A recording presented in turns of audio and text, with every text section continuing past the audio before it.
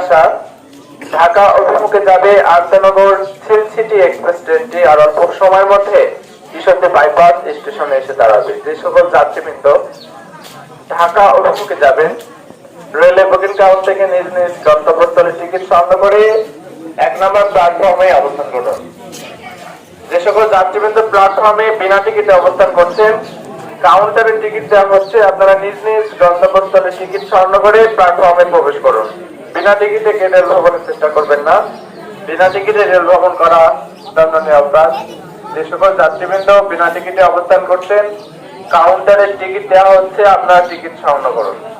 আর অল্প সময়ের মধ্যে সিল্ক সিটি আন্তনগর ট্রেনটি 1 নম্বর লাইনে এসে দাঁড়াবে এবং ঢাকা অভিমুখে ছেড়ে যাবে। ধন্যবাদ। শুরুতেই জুম দেই, একেবারে লেখাটা নিয়ে ঈশ্বরদী বাইপাস